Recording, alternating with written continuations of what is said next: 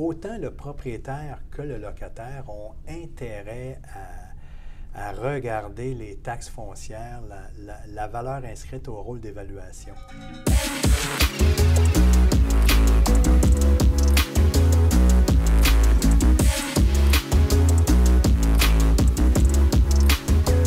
Bonjour, je suis Florian Leterrier, courtier immobilier commercial chez PMML et aujourd'hui j'ai le plaisir d'accueillir Pierre-René Perrin, donc, qui est directeur en fiscalité municipale chez Gamma. Alors, on va commencer assez rapidement dans le vif du sujet avec ma première question. C'est quoi les taxes municipales et comment est-ce qu'elles sont calculées? En fait, les taxes municipales, ça fait référence à la valeur foncière municipale d'un immeuble. Okay. Et puis, comment est-ce qu'ils sont calculés? Bien, il y a une année de référence. Comme là, par exemple, plusieurs villes en dehors de Montréal vont déposer leur rôle. On va appeler le rôle 2022-2024 en Okay. référence du marché de l'année 2020. Donc, l'évaluateur, il fait une valeur réelle de l'immeuble en fonction de son état, en référence à l'année 2020. OK. Donc, pour mettre dans le contexte, aujourd'hui, on parle de la location commerciale et tout ce qui a trait finalement aux taxes municipales. Et donc, un locataire dans un immeuble commercial, moi, j'avais une petite mise en situation, on en avait déjà discuté. Je suis locataire et je loue dans un immeuble semi-commercial. Donc, à l'étage, on a du résidentiel et au rez-de-chaussée, on est commerce de détail. Je dois assumer ma quote-part des taxes municipales, mais à ce moment-là, comment est-ce que ces taxes-là sont calculées? Et selon le bail que je signe ou que je signerai, il est fort probable que j'assume la taxe résidentielle alors que moi, j'occupe simplement le local commercial. Comment est-ce qu'on fait dans ce cas de figure-là? Oui, dans le cas d'un immeuble semi-commercial, très bonne question, Florian, parce que ça, c'est pas clair quand les municipalités envoient leurs comptes aux contribuables. Dans le cas d'un immeuble semi-commercial, c'est comme si tu avais deux valeurs. Okay. Tu as une valeur résidentielle, puis tu as une valeur non résidentielle, la valeur commerciale. Et il y a une classe d'immeubles qui en découle. Comme par exemple, si c'est la classe 7, alors la classe 7, ça veut dire que 60%, la proportion de 60% de l'immeuble est non résidentiel et 40% résidentiel. Donc, le locataire commercial, lui, doit payer une taxe foncière en fonction de la partie non résidentielle de l'immeuble. Okay. Donc, c'est au locataire de lui prendre les démarches nécessaires pour aller chercher ce rôle. De toute façon, ils sont disponibles publiquement. Oui. Alors, c'est quoi ces moyens techniques? Moi, je dirais, normalement, le locataire doit déjà informer le locataire et doit remettre une copie du compte de taxe. Okay. Oui, le locataire peut aller chercher des informations sur le site Internet d'une municipalité. Pour voir, mais c'est au propriétaire de fournir, en fait, ces informations d'avance. Oui. Maintenant, dans la portion non résidentielle, mettons qu'on a deux locaux au rez-de-chaussée, exactement la même superficie. Alors là, à ce moment-là, on peut utiliser la part proportionnelle du locataire va être 50%. Oui. Mettons qu'on a au rez-de-chaussée deux locaux de 3000 pieds carrés chacun. 6 000 pieds carrés au total, donc la part proportionnelle, ce qu'on appelle la quote-part, devrait être de 50 Dans ce cas-là, c'est un cas facile. Mais si dans un immeuble commercial ou un immeuble semi-commercial, on a un rez-de-chaussée commercial et un deuxième étage commercial, mais qui n'offre pas les mêmes services au deuxième étage. Mettons, Florian, on a un deuxième étage qui est loué 20 $ le pied carré parce qu'il n'y a pas d'ascenseur pour y accéder. Alors qu'au rez-de-chaussée, on a un local commercial qui est loué 30, 40, 50 $ le pied carré parce que c'est un beau local vitré avec une entrée universelle. Donc, la valeur locative est différente au deuxième étage et au premier étage. Si les deux locaux sont de la même superficie, dans un cas comme ça, étant donné que la taxe foncière est basée sur une valeur réelle, bien, la part proportionnelle du deuxième étage ne devrait pas être de 50 %. Non, oui. Elle devrait peut-être être 40 %. En ce qui a trait aux taxes foncières, les taxes foncières il doit y avoir un article particulier qui doit traiter la contribution des taxes foncières dans un bail commercial. Ça ne devrait pas être considéré comme un loyer additionnel. OK. Loyer additionnel, ce sont des frais d'exploitation. Mettons le chauffage. Peut-être que le chauffage au deuxième étage pour au premier étage, c'est le même, la même dépense pour le propriétaire, mettons, dans un cas d'un local chauffé. Alors, à ce moment-là, un locataire du deuxième étage, c'est normal qu'il paie 50 % à ce moment. Mais pour les taxes, étant donné que son local est au deuxième étage, qu'il n'y a pas d'ascenseur, qu'il paie moins cher que le rez-de-chaussée, le locataire devrait faire des petits ajustements, peut-être de gros bon sens, peut-être dire, bon, bien, le deuxième étage, la part proportionnelle pour le paiement des taxes va être 40 %, OK. puis au rez-de-chaussée, peut-être 60 %, dépendant, là, dépendant. Oui. Ça m'amène justement au bail, puisque on voit qu'un petit peu tout est négociable finalement. La seule limite qu'on a, c'est un petit peu la créativité. Évidemment, c'est un commun accord avec le propriétaire. Finalement, le propriétaire lui-même pourrait aussi alors contester ces taxes-là? Oui, ça c'est une très bonne question, Florian, parce que autant le locataire que le propriétaire commerciaux, là, je parle dans le domaine commercial, a intérêt à la valeur foncière, aux taxes foncières. Pourquoi? C'est très simple, parce que dans un bail commercial, le locataire peut contribuer aux taxes foncières sur une base nette ou une base semi-brute. Le locataire peut payer une portion de la taxe foncière non résidentielle. Ça dépend de la nature du bail, ça dépend le type d'immeuble. Donc, si on a une évaluation qui est erronée au rôle d'évaluation ou une classe d'immeuble, souvent, ce n'est pas tellement la valeur inscrite au rôle d'évaluation, mais la classe d'immeuble qui fait référence à une mauvaise proportion de la valeur non résidentielle de l'immeuble. Okay. Donc, autant le propriétaire que le locataire ont intérêt à regarder les taxes foncières, la valeur inscrite au rôle d'évaluation. La problématique est la suivante, Florian, c'est que tu peux signer un bail en cours de rôle d'évaluation. Oui. Puis là, présentement, en dehors de Montréal, il y a plusieurs municipalités qui vont déposer un rôle d'évaluation. Québec, Sherbrooke, Laval, Longueuil. Attention, il y a des municipalités qui ont demandé une permission de reporter le dépôt du rôle, manque de personnel. OK. On en est là. Alors, il faut vérifier vraiment auprès des municipalités. Donc, tu peux signer un bail cette année, la dernière année du rôle triennal 2019-2021, avec un montant de taxes à payer. Puis là, tu peux avoir une forte augmentation au prochain rôle d'évaluation ou un mauvais classement, c'est-à-dire la classe d'immeuble, au lieu d'être 6, elle va être déposée à 7. Donc là, à ce moment-là, il faut se garder une marge de manœuvre pour pouvoir contester la taxe foncière, parce que ce n'est pas le propriétaire qui décide de la taxe foncière, c'est la municipalité. Donc, à ce moment-là, le propriétaire a intérêt, à ce moment-là, à contester l'évaluation.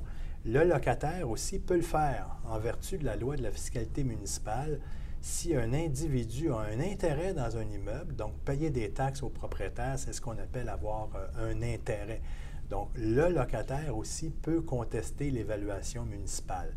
Mais ça peut occasionner une problématique, une relation entre le propriétaire et le locataire.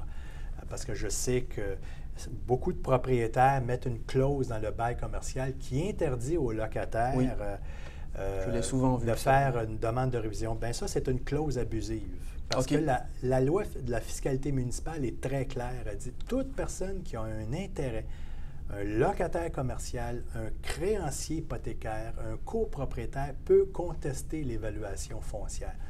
Donc, mais d'autre part, il faut que le locataire et le propriétaire fassent front commun quand vient le temps de contester une évaluation municipale. C'est préférable. Pourquoi? Parce que Le locataire, lui, n'a pas accès aux états financiers du propriétaire. C'est confidentiel. OK. Le locataire, lui, là, tout ce qui l'intéresse, c'est son local commercial. Il connaît sa part proportionnelle à payer des taxes puis des frais, c'est tout, mais il ne connaît pas. Il n'est pas supposé de connaître les modalités des baux de ses voisins. C'est confidentiel. Donc, c'est sûr que quand un locataire fait une demande de révision, l'évaluateur municipal n'a pas accès aux états financiers.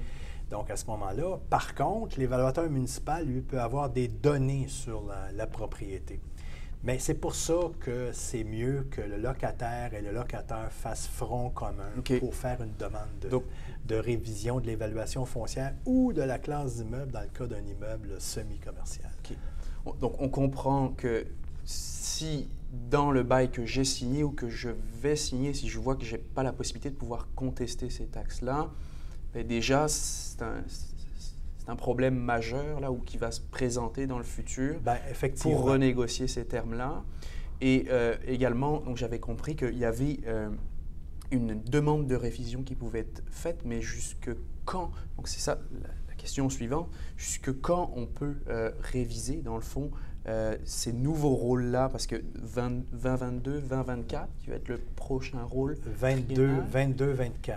Okay. 22-24 pour plusieurs municipalités en dehors de Montréal. Alors, je les répète, Laval, Longueuil,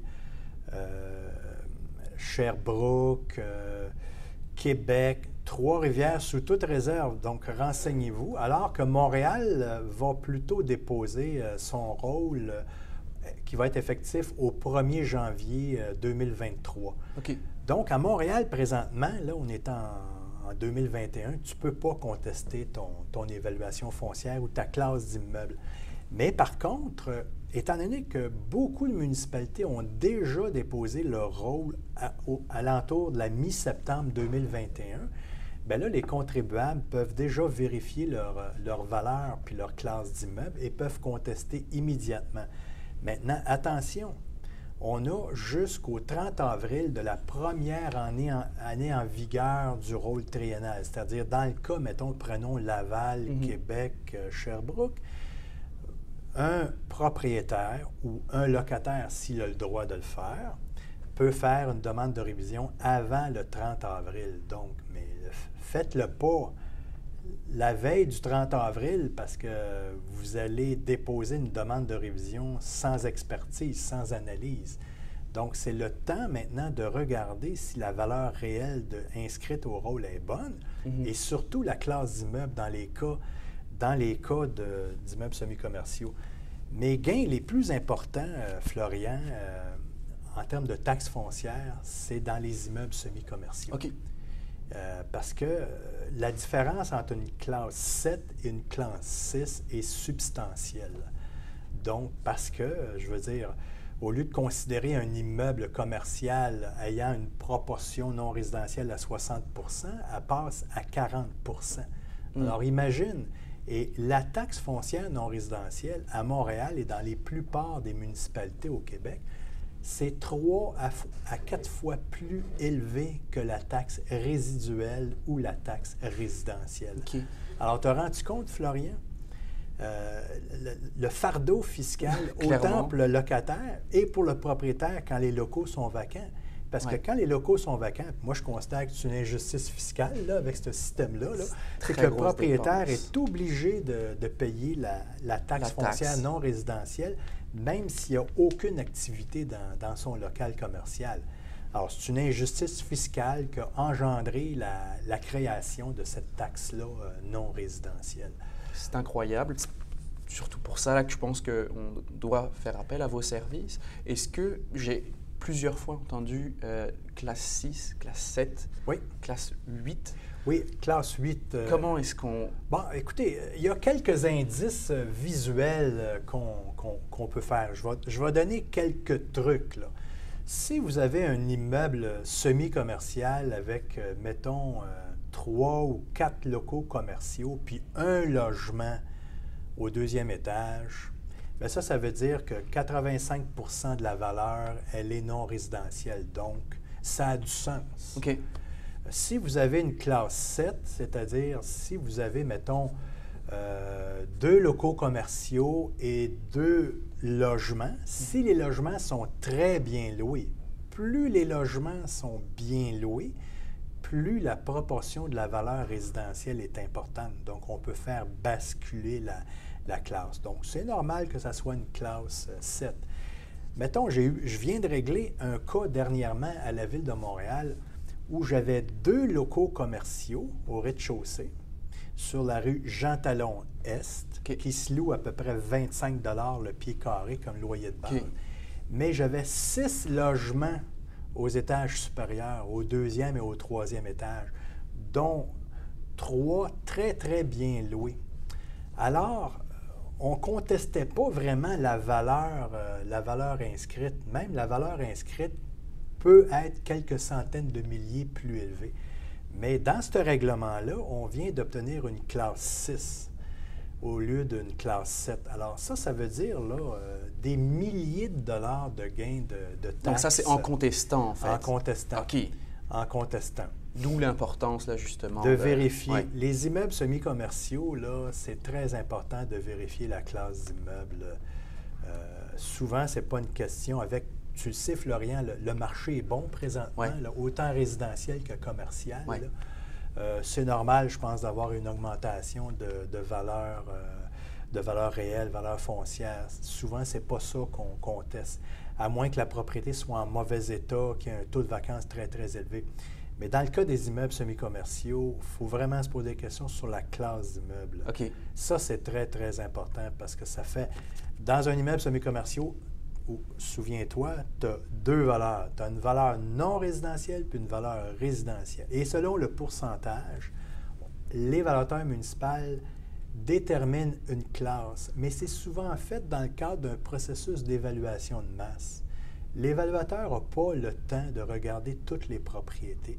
L'évaluateur n'a pas le temps de vérifier si des loyers résidentiels se louent encore sous le marché ou maintenant se louent selon le marché. Alors, surtout si vous avez dans votre partie résidentielle de l'immeuble semi-commercial des loyers rénovés, des loyers très bien loués, posez-vous cette question-là. Parce qu'on connaît les indices dans le marché résidentiel. Là. Bien sûr. Sur le territoire de l'île de Montréal, la Ville de Montréal a déposé autour de 14 fois à 15 fois les revenus bruts, alors que le marché de l'année 2018, dans certains quartiers, indiquait 16 fois, 17 fois, puis dans certains secteurs du plateau Mont-Royal, Outremont, 18 fois, 19 fois les revenus bruts. Alors, imaginez, vous avez une partie résidentielle très bien louée avec des indices du marché élevés. Ça veut dire que votre proportion de valeur non résidentielle, devrait être plus élevée par rapport à la proportion de valeur non résidentielle.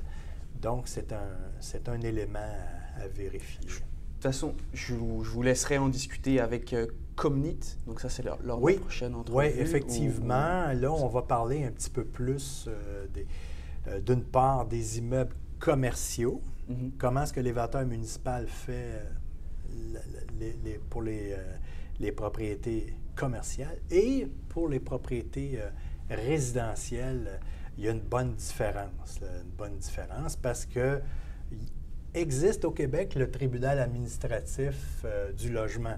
Oui. Donc, pour la partie résidentielle, mettons pour la partie résidentielle d'un immeuble semi-commercial, l'évaluateur doit retenir les loyers contractuels, qu'ils soient sous le marché ou au-dessus du marché. De toute façon, c'est toujours une question que l'investisseur ou l'acheteur se pose. Mais mes loyers sont sous le marché. Je vais vivre avec une fois que je vais l'acheter. Je ne pourrai pas augmenter. Donc, c'est toujours... l'évaluateur municipal, lui, se pose la même question. Alors, s'il y a des logements résidentiels qui sont sous le marché, qui sont loués sous le marché, il doit en tenir compte dans l'établissement de sa valeur et surtout la proportion.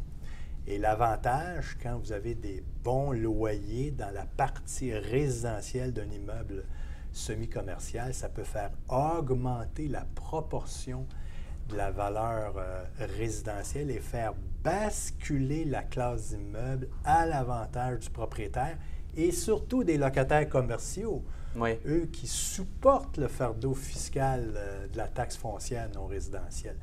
Donc, si un propriétaire arrive et dit à ses locataires, je viens d'avoir un règlement avec l'évaluateur municipal, on passe de la classe 7 et de la classe 6. Si ta portion de taxe mensuelle était de, mettons, 2000 $ par mois et elle passe à 1500 $ par mois, Oui. le propriétaire se fait un très bon ami, là. Alors, puis si le propriétaire vend sa propriété, il a intérêt à faire baisser son niveau de taxation ou faire ajuster la classe d'immeuble avant de vendre. Parce que quand l'acheteur, lui, achète, dans certains cas, il va dire, coudon, les taxes, c'est un fardeau énorme, là. Alors, il y a peut-être un problème. Donc, regardez le compte de taxes quand vous le recevez. Regardez l'évaluation municipale quand vous le recevez. Informez-vous auprès de l'évaluateur municipal. C'est très important. Définitivement, je vais donner le mot de la fin. C'était une longue réponse. Désolé, Florian, non, mais je pense que ça répondait ça pas peut mal. être que bénéfique pour tout le monde. Donc, vous l'aurez compris, il y a beaucoup d'avantages à contester les taxes, notamment être également accompagné d'un spécialiste. C'est le but de cette entrevue avec Pierre-René. Pierre-René, merci d'avoir partagé avec nous tous ces beaux conseils. Et puis, je vous invite également à prendre contact avec Pierre-René, qui est directeur en fiscalité municipale chez Gamma. Merci à tous d'avoir pris le temps d'écouter cette conversation avec Pierre-René, qui est de très beaux conseils. Je vous invite à nous suivre sur nos plateformes de réseaux sociaux, à aller chercher le contenu qui pourrait répondre aux questions que vous vous posez.